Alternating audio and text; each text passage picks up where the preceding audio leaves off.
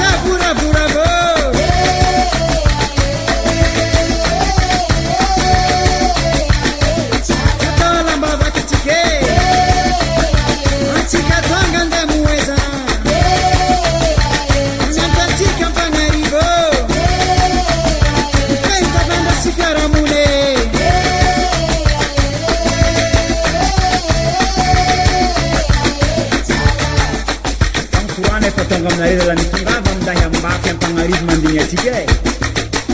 Iako avy kirambay nao mbizany loatra fa dady tsy kandeha mangampagnarivo koa.